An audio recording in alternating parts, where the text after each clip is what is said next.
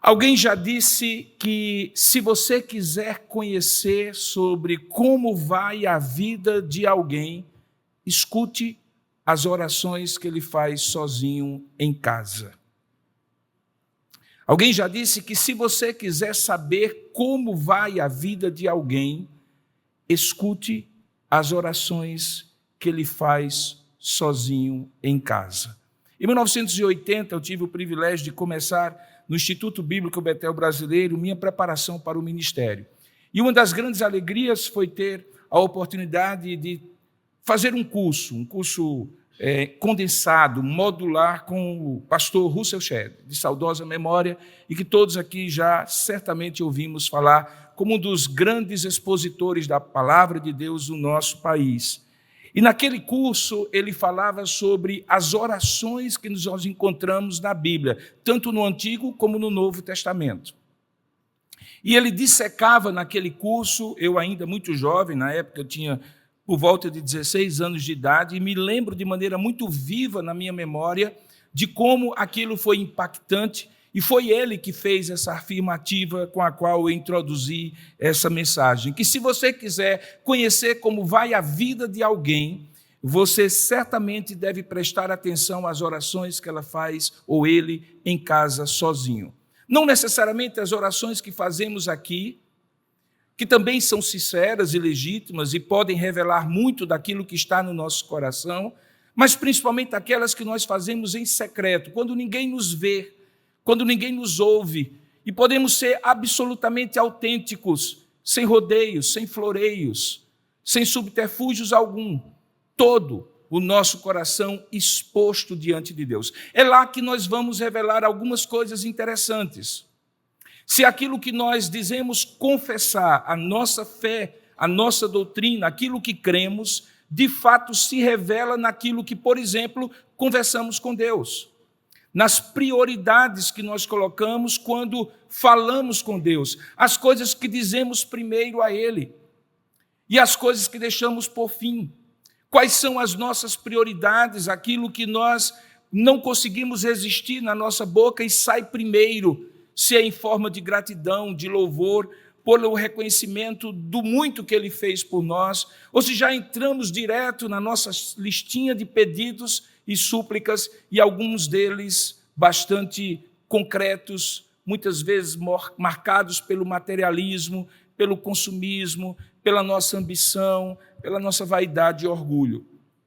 Nesta série que eu estou ministrando aos domingos sobre essa santa conversa chamada oração, nós iniciamos no primeiro domingo mostrando que Jesus, primeiramente, deixou claro qual é a oração que não é santa, que conversa não é santa. E ele disse que nós não deveríamos ser como os gentios, os pagãos, que pelas suas vãs repetições e o muito repetir de palavras, algumas vezes sem nexo e sentido, pensam que dobrarão a vontade de Deus pela insistência das suas orações. Ele também nos advertiu, por outro lado, que devemos evitar aquelas orações hipócritas, normalmente dos religiosos, que desejam estar diante dos outros, sendo contemplados na sua suposta piedade e espiritualidade, e que desejam fazer isso e o fazem publicamente para que todos vejam.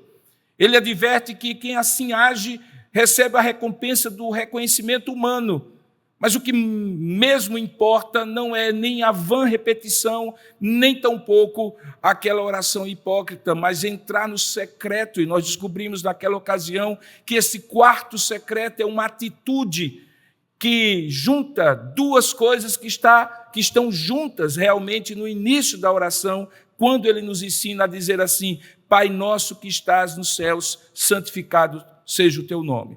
É a atitude de intimidade no convite de nós nos dirigirmos a Deus como Pai, e ao mesmo tempo a atitude de respeito e de reverência ao lembrarmos que, apesar de ser o nosso Pai, Ele é completamente distinto de qualquer outro, e a conversa que precisamos ter com Ele é tão santo como santo é o seu nome.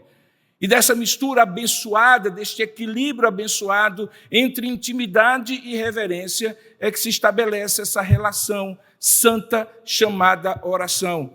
quando nós nos dirigimos a Deus com palavras sinceras e com atitudes de intimidade e de reverência. Hoje pela manhã nós vimos que, logo após essa introdução, o Senhor Jesus propositadamente coloca uma certa ordem de prioridades, como nós iremos ver nas próximas exposições. Ele nos ensina a pedir pelo pão nosso de cada dia dá-nos hoje.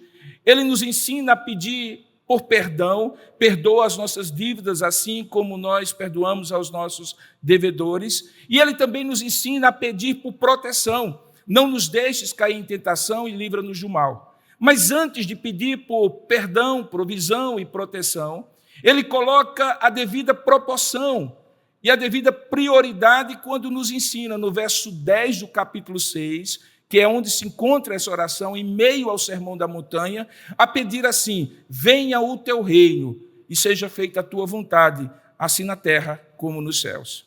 Pela manhã eu falei sobre a primeira parte desta parte da oração, dessa santa conversa chamada oração, quando tratamos sobre aquela parte que diz: venha o teu reino.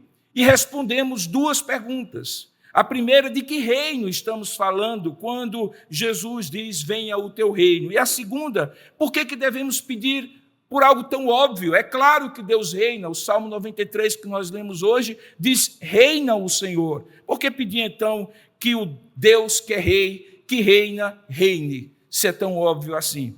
E vimos nesta manhã que este óbvio decorre do fato de que este rei, que é rei de eternidade a eternidade, Senhor, em cujo trono está toda a glória, majestade, poder, governo e soberania, de fato inaugurou o seu reino, enviou o seu Filho encarnado, que viveu vida perfeita, morte completa, e ali iniciou um reino que no nosso coração, daqueles que foram por ele regenerados, já é uma realidade. No entanto, esse reino ainda não está consumado. E ele será consumado quando este rei que ressuscitou e hoje está à direita do Pai voltar. E, de fato, todo joelho se dobrar e toda língua confessará que ele é Senhor e Rei. Portanto, ficou claro hoje pela manhã que este reino tem a ver com o governo soberano de Deus sobre aqueles que nele creem. E os desdobramentos e repercussões que acontecem na vida e a partir da vida de cada um de nós, nas nossas relações sociais, familiares, profissionais. Somos súditos do rei, enviados como embaixadores a este mundo, a este cosmos, esse mundo cujo príncipe já foi destronado. Era um reino parasitário do inimigo das nossas almas, que foi exposto na cruz, e todo principado e potestade foi derrubado pela morte do rei, mas não apenas pela sua morte, pela sua ressurreição também. Portanto, a partir de nós, das nossas relações, esse reino é visível, é concreto, é real, manifesta-se, repercute em tudo aquilo que somos e fazemos. Mas ainda existe uma consumação a ser feita quando ele voltar e todo joelho se dobrar e toda língua confessar que ele é Senhor. Entre esse tempo da inauguração do reino e o tempo da consumação do reino, existe um período que eu chamo de a missão. Nós estamos na face da terra, neste mundo, em missão, de proclamar que este rei é rei e que ele voltará para reinar. E esse é o nosso ministério, o ministério de embaixadores do rei, de súditos do rei. Mas duas perguntas deste versículo 10 ficaram para que hoje, à noite, nós pudéssemos abordar, que é a segunda parte do verso 10, se você puder abrir aí em Mateus capítulo 6, verso 10, em plena oração do Pai Nosso, ele diz não apenas venha o teu reino, mas ele diz também seja feita a tua vontade. E faz uma comparação, assim na terra como no céu. Vamos ler esta oração inteira e já fazê-la de tal forma que ela seja a nossa oração, através da qual o Senhor seja glorificado nessa noite. Mateus capítulo 6, vamos ler a partir do verso 9, quando diz assim: portanto, orem assim. Vamos juntos? Pai nosso que estás nos céus, santificado seja o teu nome. Venha o teu reino, seja feita a tua vontade, assim na terra como no céu. O pão nosso de cada dia nos dá hoje e perdoa as nossas dívidas, assim como nós perdoamos aos nossos devedores. E não nos deixes cair em tentação, mas livra-nos do mal, pois teu é o reino, o poder e a glória para sempre.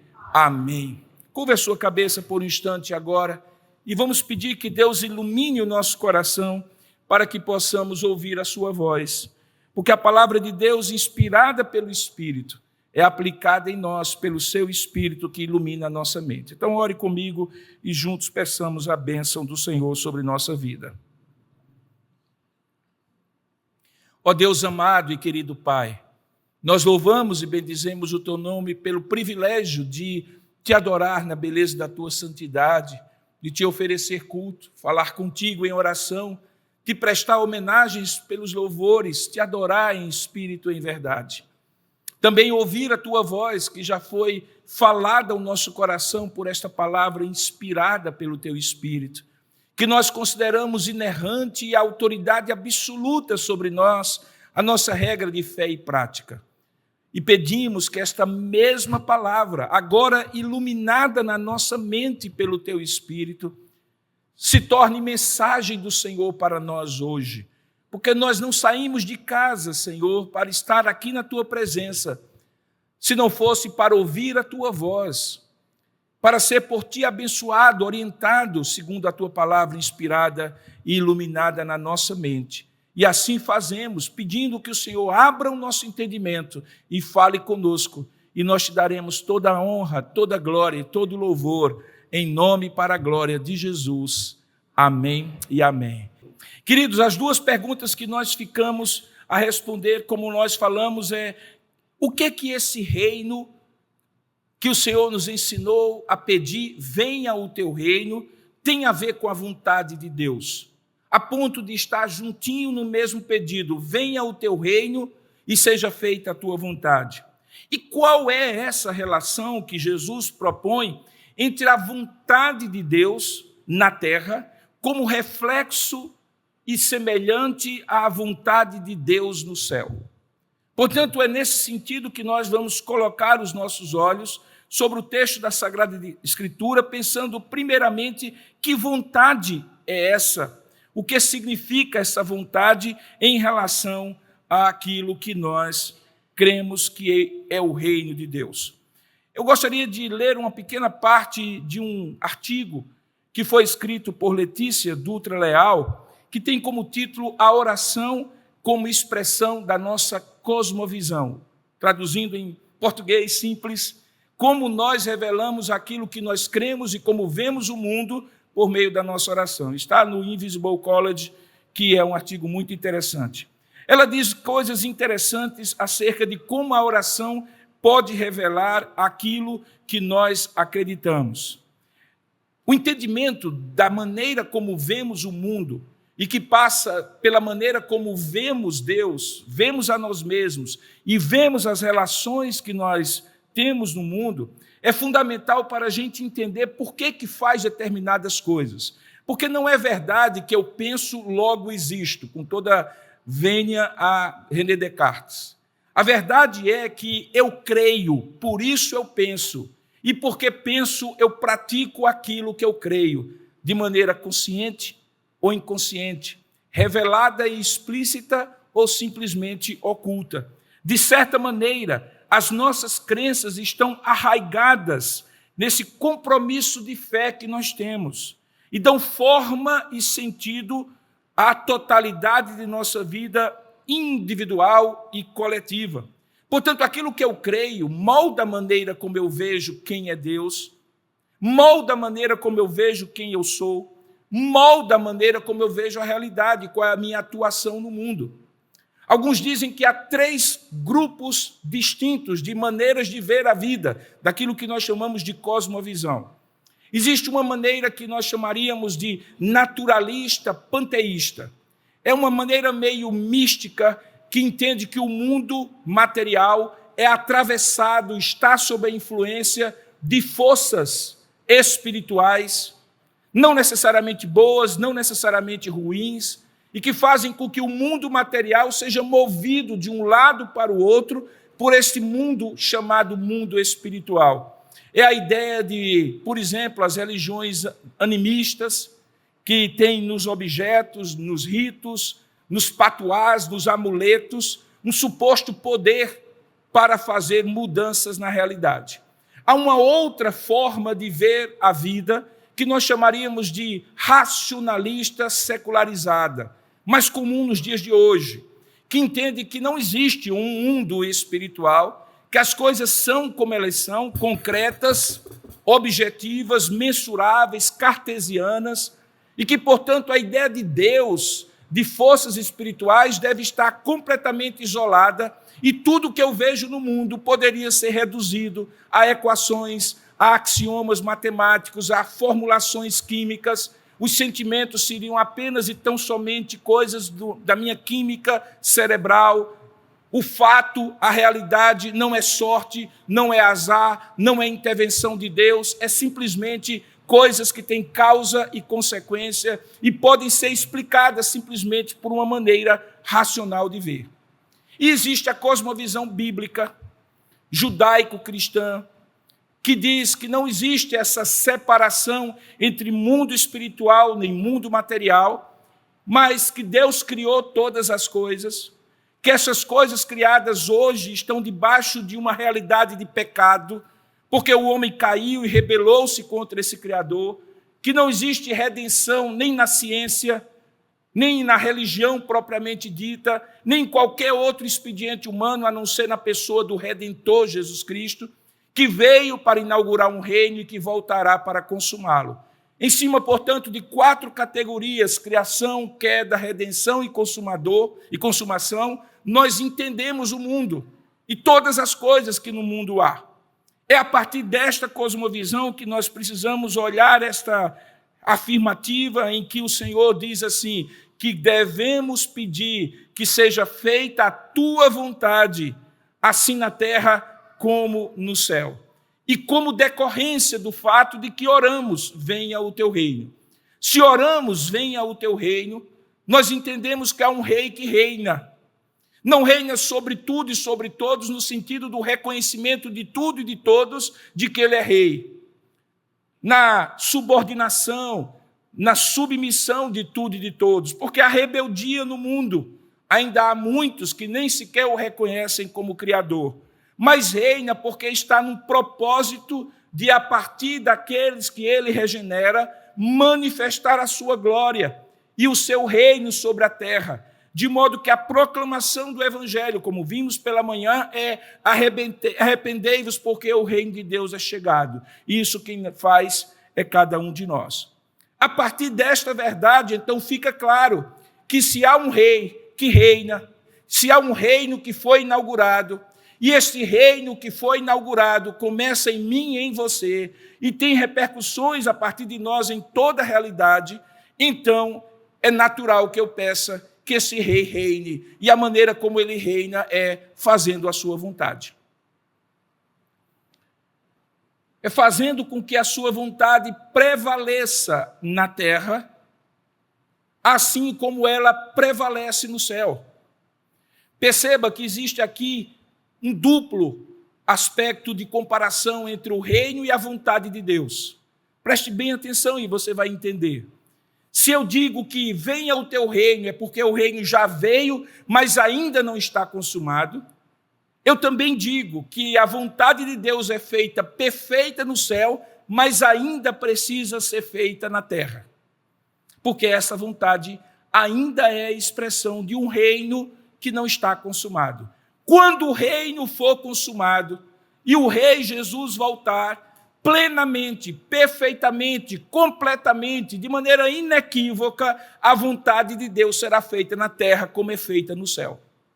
Até lá, no entanto, é preciso que eu ore e diga assim, venha o teu reino, e ao mesmo tempo que esse reino e que esse rei manifeste a sua vontade aqui na terra, como ela é plenamente feita no céu, ainda que haja resistências nesta terra à vontade de Deus. E é justamente por isso que é preciso entender que vontade é essa. Quando nós falamos nas nossas orações, quando nós oramos assim, que seja feita a vontade de Deus, quando nós peticionamos diante de Deus, pedindo, suplicando, segundo o nosso interesse, se legítimo ou não, questiona-se, mas segundo o nosso interesse, quando nós depositamos diante de Deus nossos anseios, nossos pedidos, nossas súplicas, e dizemos ao final, porém, Senhor, não seja feita a minha vontade,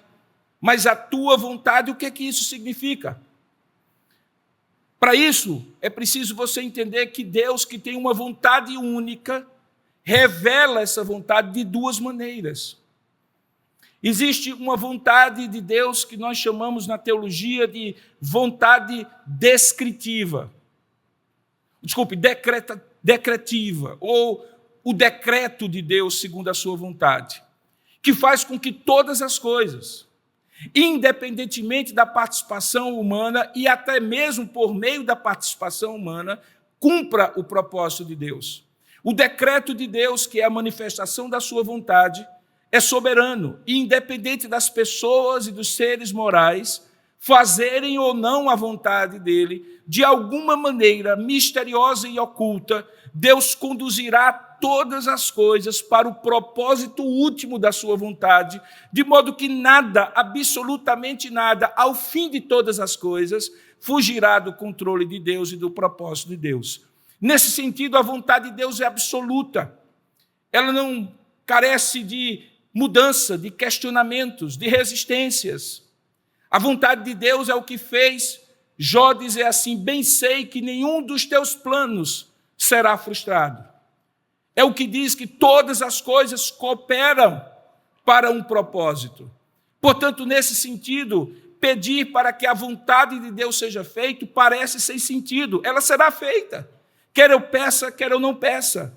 Ela se cumprirá, quer eu entenda ou não, no momento presente. Ao fim de tudo, a vontade de Deus se estabelecerá, inclusive pelos caminhos tortuosos das minhas vontades e das suas vontades. De alguma maneira, aquilo que eu tenho como vontade, por isso eu manifesto nas minhas decisões, conduzirá para um propósito único e eterno, porque Ele controla o tempo e a história, Ele é o Deus soberano. Eu sei que isso pode ser facilmente confundido com o fatalismo, aquela filosofia que diz tanto faz, tanto fez.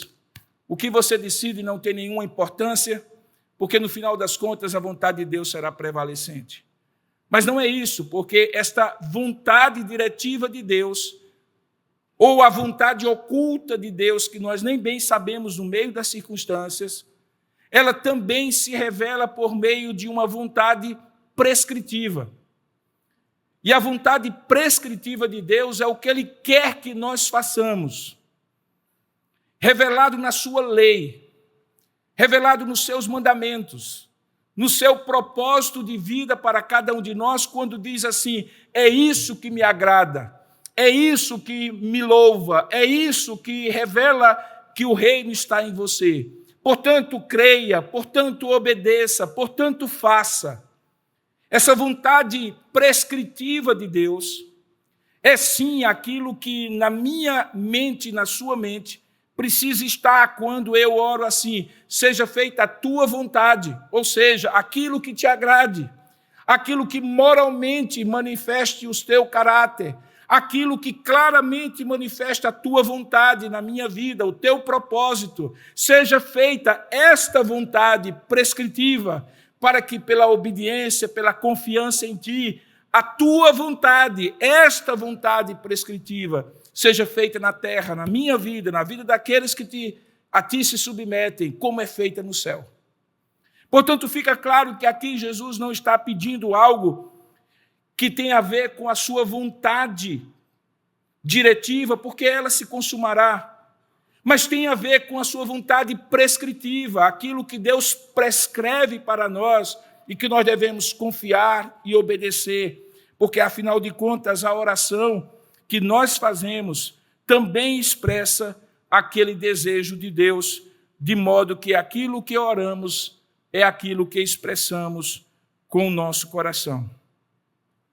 Por isso, no livro sobre a oração, o falecido teólogo Timothy Keller pontua que antes de Jesus ensinar os discípulos a orar, e aí você entende, ele contextualizou aquelas duas ideias que eu falei, condenando tanto a oração hipócrita, movida pela exigência de expectativas culturais ou sociais, e por isso orientou os discípulos a uma oração secreta, onde a vontade de Deus é estabelecida, onde o Deus Pai que vê em secreto recompensa seus filhos, e ao mesmo tempo condenou as vãs repetições. Em outras palavras, ele disse: esta não é a vontade prescritiva de Deus, que vocês manifestem em oração desejos carnais de tentar dobrar a vontade diretiva de Deus, aquilo que Deus tem como propósito aos seus desejos íntimos. Mas antes devem ser sinceros e não hipócritas ao colocar diante de Deus aquilo que ele chama de o teste infalível da integridade espiritual, que é a sua vida na oração privada.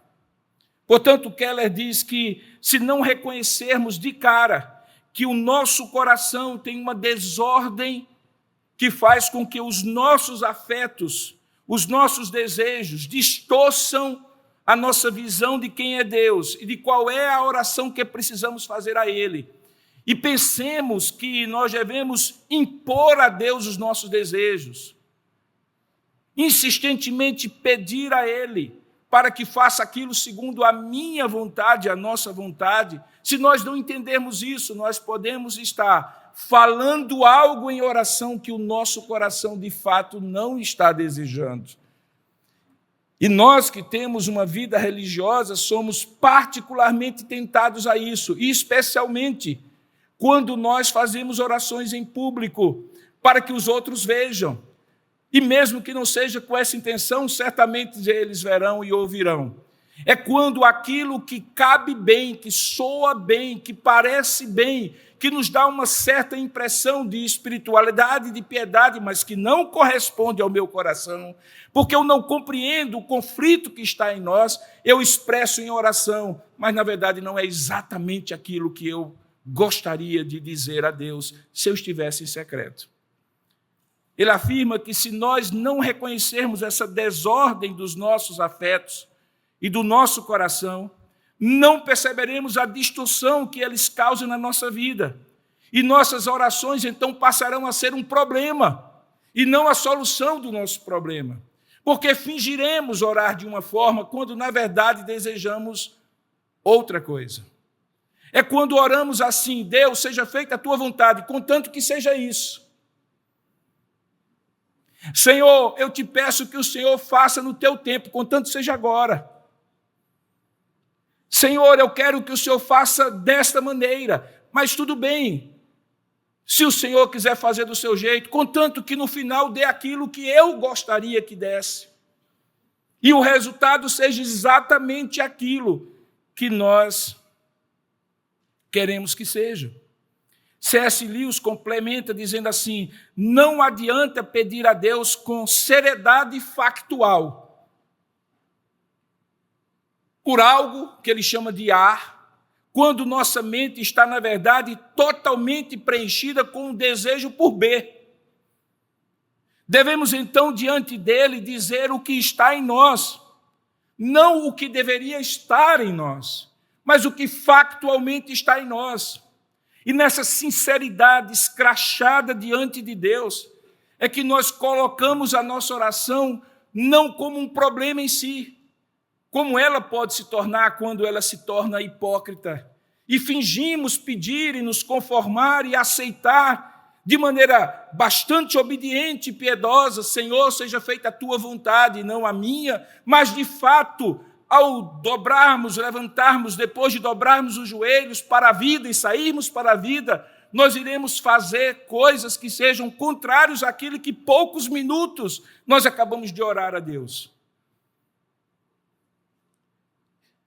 E então a hipocrisia da nossa oração se revelará. Porque quando eu entendo que a vontade prescritiva de Deus faz com que o meu coração se submeta ao que Ele quer, por entender que a sua vontade é boa, perfeita e agradável, eu falo, eu ajo, ou eu deixo de falar, ou eu deixo de agir em conformidade com aquilo que agrada a Deus.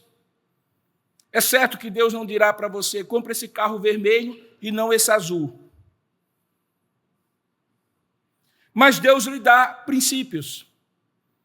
Que talvez o carro vermelho mais luxuoso, mais caro, e que não cabe no seu orçamento, seja expressão apenas da sua vaidade e do seu desejo, até mesmo de manifestar um certo status diante do outro, quando esse carro azul seria suficiente para cumprir o seu propósito de levar você do ponto A ao ponto B. Deus não dirá, é o azul e não o vermelho. Mas o princípio da sua vontade prescritiva que está na palavra de Deus, que nós não deveremos ou não devemos nunca deixar que a nossa ambição guie nossas decisões, lhe servirá como princípio para você aplicar ao caso concreto. E é dessa maneira que Deus revela a sua vontade para você. Não descendo um anjinho com sininhos e dizendo assim, eis aqui meu servo, faça isso, aquilo e aquilo outro. Mas lhe dando a capacidade de compreender qual é a vontade prescritiva de Deus e dizer assim, essa que eu quero, porque esta é boa, porque esta é perfeita, porque esta é agradável. Ele sabe o melhor, ele já decretou o melhor. E a oração é quando eu me alinho a Deus e não puxo Deus para se alinhar comigo.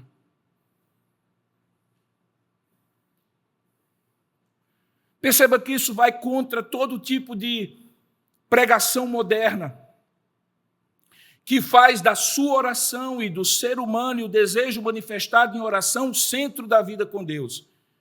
Quando eu escuto alguém dizendo que decreta, quando eu escuto alguém dizendo que Deus vai fazer porque eu estou insistindo em oração, e Deus então moverá o seu braço na direção que eu indicar na minha oração, eu digo, esta pessoa não entendeu nada do que é esta santa conversa chamada oração.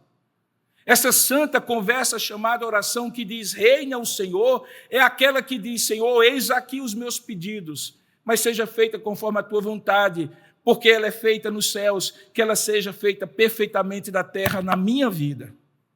Mas, por outro lado, esse exemplo que parece ser óbvio para você, talvez não seja tão óbvio no segundo exemplo, que é quando eu, mesmo de palavra da boca para fora, digo, seja feita a tua vontade, mas eu trabalho, às vezes de maneira dissimulada, como se Deus não estivesse vendo, não estivesse percebendo, agindo numa direção diametralmente oposta àquilo que Deus quer. E ainda peço a bênção de Deus para um caminho que não é o caminho do Senhor, porque já está prescrito na sua palavra que não é vontade do Senhor. Recentemente, eu me recordei de uma oração que era feita sistematicamente na minha igreja de origem, nos meus primeiros anos de fé, por um irmão que era um pouco ou um tanto confuso na sua vida com Deus. Talvez houvesse algum distúrbio mental ali, mas também havia umas coisas esquisitas. E uma das orações que ele insistentemente fazia e pedia na reunião de oração da nossa igreja era que o diabo se convertesse. E ele tinha um bom argumento.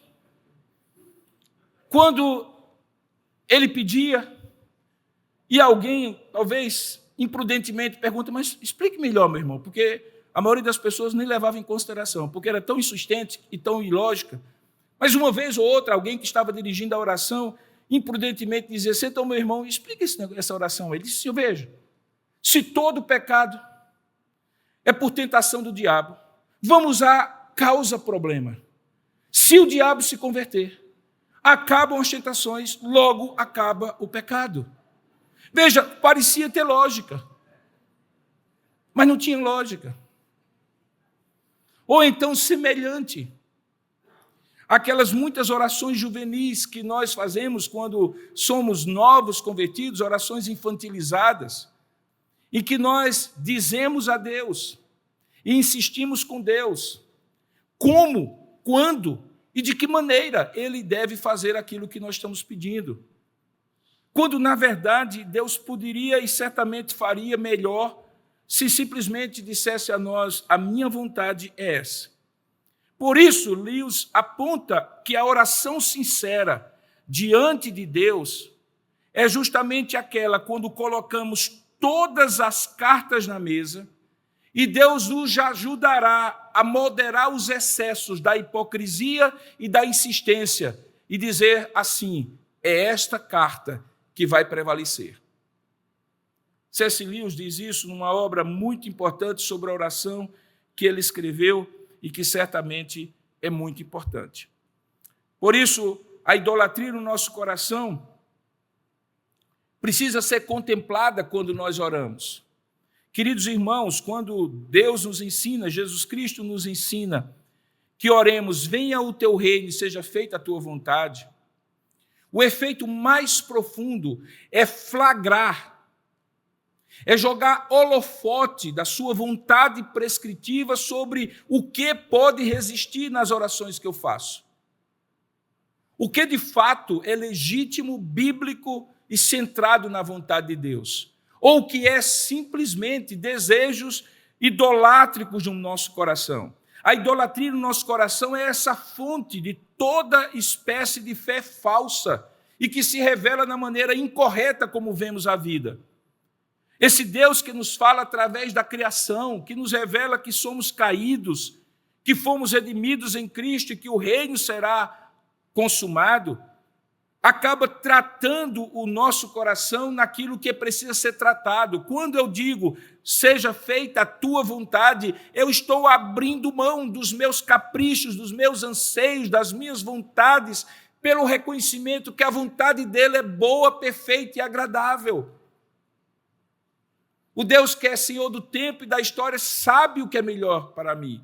E mais do que isso, ele sabe o que é melhor para mim, porque ele decretou na sua vontade decretiva o que é melhor para mim, quais são os caminhos por onde eu vou andar. E eu só tenho que tomar uma decisão: Senhor, fala ao meu coração para que a minha vida esteja alinhada à tua vontade e não fosse a tua vontade a estar alinhada ao meu coração.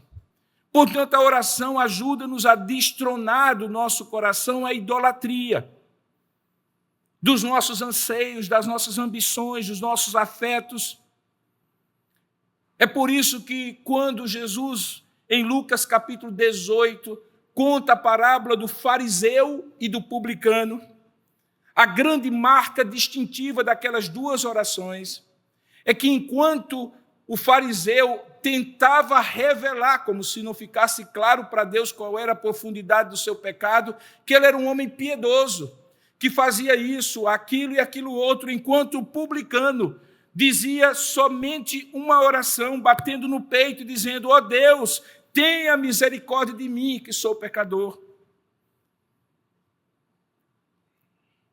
Portanto, queridos, ao olhar essas coisas, nós entendemos melhor como definir essa vontade de Deus é importante para nós, revelada segundo a sua Escritura. Porque essa vontade de Deus é aquela perfeição de Deus, na linguagem de Gerhard Voss, pela qual, de maneira mais simples e racional, clara e evidente, ele se dirige a nós, manifestando o seu bem maior. A vontade de Deus, portanto, não pode ser separada do próprio Deus. Uma vez que Deus é um em essência, sua vontade é indivisível. E aquilo que está decretado será atingido também pelas minhas decisões de acordo com a sua vontade prescritiva. Deus é o que ele deseja, segundo Richard Miller. E, portanto, do ponto de vista de Deus, é sua vontade e reflete o seu caráter. Quando eu me torno súdito do reino de Deus, eu quero ser parecido com o meu rei e dizer: venha o teu reino e seja feita a tua vontade, aqui na terra como é feita no céu. É porque eu quero aqui na terra que a minha essência seja semelhante à essência de Cristo, santa como ele é, gloriosa como ele é, humilde como ele é, cheio de graça e sabedoria como ele se revelou em Jesus Cristo. A vontade de Deus não apenas reflete o seu caráter, mas também revela o seu desígnio para conosco. Queridos, não há coisa mais consoladora, não há coisa mais renovadora para cada um de vocês é saber que Deus tem um caminho traçado para cada um de nós. E que esse caminho traçado é o melhor caminho. É o melhor caminho. E quando eu oro, venha o teu reino, eu tenho que dizer, Senhor, e agora? É para a direita ou para a esquerda? É agora ou depois? E quando eu digo, venha o teu reino e seja feita a tua vontade, a minha melhor atitude é, Senhor, sem a tua vontade claramente manifestada no meu coração, segundo a tua lei, é melhor parar, porque é melhor parar do que ultrapassar sem segurança. A vontade de Deus é gloriosa, irmãos. A vontade de Deus que é revelada na sua lei é descrita com alegorias e metáforas maravilhosas. Você quer conhecer alguma delas? Abra sua Bíblia no livro de Salmos e veja no Salmo 19 como a lei do Senhor é agradável para você. É assim que Deus diz no Salmo 19, a partir do verso 7. Ele diz assim, a lei do Senhor, que é o equivalente à vontade prescritiva de Deus, é perfeita e restaura a alma. O testemunho do Senhor, que é outra expressão equivalente à lei de Deus e à vontade prescritiva de Deus, é fiel. Dá sabedoria ao simples. E o simples aqui é aquele que não se julga sábio. Aquele que é simples no sentido de estar acessível à condução do propósito de Deus na sua vida. E ele continua no verso 8, ele diz, os preceitos do Senhor são retos. Aqueles que dizem que o Senhor escreve certo por linhas tortas estão equivocados. Deus sempre escreve certo por linhas certas. Tortuosos são os meus caminhos e as curvas que eu dou para evitar a retidão do Senhor no caminho que Ele prescreve para mim. Esses preceitos do Senhor que são retos alegram o coração. O mandamento do Senhor é puro, ilumina os olhos. E o temor do Senhor é límpido como água transparente e permanece para sempre. Os juízos do Senhor, e todas essas expressões são equivalentes à vontade prescritiva de Deus. Os juízos do Senhor são verdadeiros e todos igualmente justos. E por isso o salmista diz no verso 10, tudo isso torna a lei do Senhor, a vontade de Deus, mais desejável do que ouro, mais do que muito ouro depurado, mais doce do que o mel e o destilar dos favos. Tem coisa mais doce do que o mel, tem algo mais valioso do que o ouro. Ele usa esse extremo para dizer, está no centro da vontade de Deus. É mais rico do que o ouro. É mais enriquecedor do que o ouro. É mais doce e suave do que o mel. Deleite-se na vontade de Deus, portanto. Deleite-se na vontade de Deus. Tem coisa mais gloriosa para um pai do que tomar a mão de um filho e sentir que ele não resiste a buscar o seu próprio caminho, que ele toma a sua mão e se sente seguro pelo conduzir para um lado ou conduzir para o outro, conduzir na lentidão ou na pressa do propósito de Deus. Tem coisa mais gloriosa do que o olhar de um filho para o pai, que diz assim, o que o Senhor quiser, papai, está bom demais. Seja feita a tua vontade, meu pai, porque eu sou teu filho, eu sou teu súdito. É isso que nós fazemos em oração. Quando olhamos para Deus e dizemos assim, Senhor, Tu és o perfeito, Teu propósito é perfeito, Tu sabes o que é melhor, tu já decretaste o melhor para mim. Eu não sou um cachorro de mudança, que não sabe de onde veio nem para onde vai. Eu sou ovelha do teu pastoreio, a tua vara e o teu cajado me confortam. Tu tens propósito na minha vida e ele será consumado, independentemente da minha vontade. Mas eu quero a tua vontade, porque eu quero gozar deste propósito antes mesmo que ele se consuma.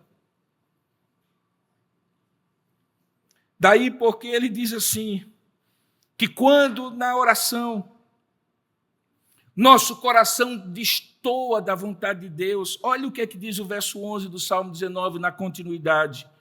Além disso, por eles por quê? A lei do Senhor, o testemunho do Senhor, os preceitos do Senhor, o mandamento do Senhor, o temor do Senhor, os juízos do Senhor, que são mais desejáveis do que o ouro, que são mais preciosos e doces do que o mel, por eles se admoeste o teu servo, e em os guardar, que é o equivalente em obedecê-los, a grande recompensa. A rebeldia é pior do que o pecado de feitiçaria. Submeter-se a Deus é submeter-se ao seu propósito. Por isso, oramos, venha o teu reino e seja feita a tua vontade, assim na terra como é feita no céu.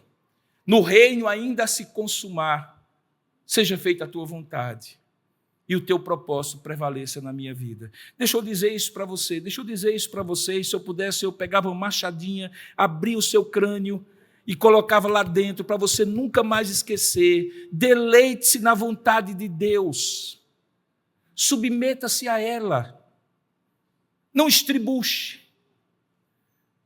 não seja um filho rebelde no colo do pai, que se agita achando que já pode andar com seus próprios passos. Deus lhe carrega nos braços, conduz você pela mão, impulsiona o seu caminho na direção exata do propósito que ele tem na sua vida. E nenhum dos propósitos será frustrado se você disser, venha o teu reino, seja feita a tua vontade na minha vida. Antes de pedir pelo pão, antes de pedir pelo perdão, antes de pedir pela proteção, peça para que a vontade de Deus se estabeleça na sua vida, como é feita no céu. Queridos, eu gostaria de conduzir a nossa mensagem para o final, dizendo assim, nenhuma das vezes, em 42 anos que Deus caminha comigo e eu caminho com Deus, eu posso dizer assim, poderia ter sido diferente, poderia ter sido melhor. Em todas as encruzilhadas da minha vida, em que havia decisões a tomar, e que eu não sabia esperar a condução de Deus, e Deus decidiu, me fez lá depois dizer assim, foi o Senhor quem fez. Isso dá descanso para o restante da minha vida que eu não conheço. Está dentro daquela vontade decretiva de Deus. Não sei se terei um dia de vida ou muitos anos de vida. Se terei saúde até o último momento da minha existência ou não. Não sei circunstâncias, mas sei que a vontade de Deus é boa, perfeita e agradável. Ele tem uma folha de serviços prestados revelando isso. Por que eu haveria de duvidar na sua fidelidade, na sua condução, na sua graciosa vontade que já se revelou tantas vezes na minha vida? Mas todas as vezes, da mesma maneira e na mesma força em que eu decidi orar e pedir o que era para mim desejável, para o que atenderia ao meu desejo, à minha carne, à minha ambição, à minha vaidade, ao meu orgulho, e que Deus disse não. E eu olhei para trás, a minha avaliação é, ainda bem, Senhor, ainda bem, Senhor, que o Senhor disse não, e deu no meu coração aquele espírito de temor, em que a obediência foi difícil, e a decisão foi sofrida, mas foi a melhor. E das vezes que, mesmo com Deus corrigindo, a rebeldia marcou a minha decisão, Deus poupou-me das consequências nefastas de eu dizer: venha o meu reino, seja feita a minha vontade. E por este poupar de Deus, Ele me conquistou definitivamente para dizer ao contrário, que porque a vontade de Deus é boa, perfeita e agradável, eu oro dizendo assim: eis aqui o meu pedido por pão, eis aqui o meu pedido por proteção, eis aqui o meu pedido por perdão. Mas antes de tudo, eis aqui o meu pedido: venha o teu reino, seja feita a tua vontade, assim na terra como é feita no céu. Talvez você esteja num momento específico da sua vida, em que você está neste conflito. O que é melhor para mim? Qual é o desejo que deve prevalecer entre isso e aquilo? Qual é a vontade de Deus nesta situação específica? Devo ir em frente? Devo recuar? Devo mudar de direção? Querido, se você entender que o venha o teu reino manifesta-se na vontade do rei na sua vida, diga tão somente: Senhor, eis aqui o meu desejo, eis aqui a vontade que está na minha vida. Seja sincero com Deus. Lembre, se você quiser saber como é o estado espiritual de alguém, escute a oração que ele faz em secreto. No secreto, diante do Deus que não vai lhe rejeitar, que ama a sinceridade no íntimo, que conhece o seu coração. Diga a Deus: eis aqui, Senhor, o meu dilema, eis aqui a minha vontade, eis aqui o meu desejo. Mas venha o teu reino sobre tudo isso, e seja feita a tua vontade, na terra como no céu. Lembre, porque nós cremos no Deus que criou. Embora o homem tenha caído, e que não deixou este homem caído, redimido, em Cristo Jesus ele foi, e será restaurado completamente na consumação. Há coisas óbvias e claras, que Deus certamente já disse na sua palavra: não é a minha vontade para você. Essa vontade prescritiva já não precisa ser objeto da sua consulta. Mas há coisas que não ficam claras, e estas sim, como a palavra de Deus se aplica a este caso concreto. Seja sincero e coloque-se diante de Deus e diga: Senhor, seja feita a tua vontade, assim na terra como no céu. Deixe que Ele lhe conduza. Ele vai lhe conduzir. Ele vai lhe direcionar. Ele vai fazer o infinitamente além daquilo que você pensa e aquilo que você pede, se o seu coração estiver como de um súdito dizendo: venha o teu reino. Vamos fazer isso agora? A oração que fazemos logo após ouvir a mensagem é a resposta que oferecemos a Deus diante daquilo que Ele fala conosco. Se nós oramos e confiamos, e Deus falou conosco, qual é a resposta que você agora tem diante de Deus? Você pode, talvez agora, no secreto do seu coração, colocar o seu dilema, colocar a sua dúvida, colocar a sua questão e dizer: Senhor, venha o teu reino e seja feita a tua vontade, assim na terra como nos céus. Curva sua cabeça, feche os seus olhos, coloque sua vida, agora é só você e Deus. É o seu lugar secreto. Não há nada nem ninguém tão envolvido nisto como o Deus a quem você está dirigindo a sua oração. Coloque diante de Deus. Confie no Senhor. Ele conduz a sua vida. Ó Deus amado e querido Pai, Teu é o reino, poder e a glória. Seja feita a Tua vontade e venha o Teu reino sobre a minha vontade. Eu me coloco agora diante de Ti, Senhor, assim como cada filho e filha Tua que estão aqui se colocam diante de Ti. Só Tu consegues sondar o nosso coração e aferir a sinceridade da nossa oração que fazemos agora para Ti. Não queremos insistir como pagãos, com vãs repetições. Não queremos ser hipócritas diante dos outros, mas queremos agora, em secreto, ainda que coletivamente, no nosso lugar secreto, dizer assim: Senhor, eis aí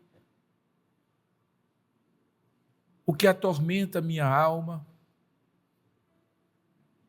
o que dilacera e divide a minha vontade. Eis aí a dúvida, o medo.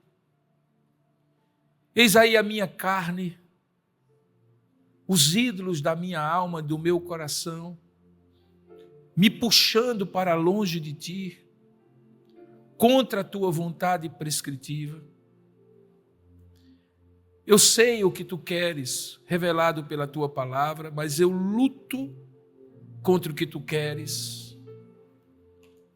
Ou talvez eu nem saiba o que Tu queres, e por isso eu te peço, ilumina a minha mente e o meu coração, para discernir a Tua vontade na nossa vida, na minha vida em particular, na vida de cada filho e filha Tua que está aqui. Ó Deus, eu te rogo, Senhor, não nos deixes, ó Pai, não nos deixes, não solte a nossa mão. Mesmo que nós a balancemos em rebeldia, segura a nossa mão, Senhor. Sabemos que o Teu propósito é santo, que a Tua lei é perfeita, que ela é mais valiosa do que as muitas ambições que muitas vezes atravessam a nossa alma, e muito mais doce do que os muitos prazeres que nos atraem na vida. Estar contigo e no centro da Tua vontade renova a nossa alma, refrigera a nossa alma. Por isso eu te peço, e junto contigo os meus irmãos te pedem: Pai nosso que estás nos céus, santificado seja o Teu nome, e venha o Teu reino, e seja feita a Tua vontade, aqui na terra, na minha vida, como é feita no céu. Tu sabes, ó Pai, o que cada um de nós precisa de direcionamento do Senhor, para estar no centro da Tua vontade, boa, perfeita e agradável. Tu não nos dás um mapa, Tu nos dás o guia, e o guia é o Teu Espírito, que aplica a Tua palavra ao nosso coração. O Consolador prometido habita em nós, e segundo a Tua promessa, Ele nos fará lembrar de todas as coisas que Tu tens nos ensinado, e nos encaminhará à Tua verdade. Ajuda-nos a escutar o Teu Espírito, conduzindo-nos para o centro da Tua vontade, pois é isso que nós te oramos e te agradecemos, em nome de Jesus. Amém, Senhor.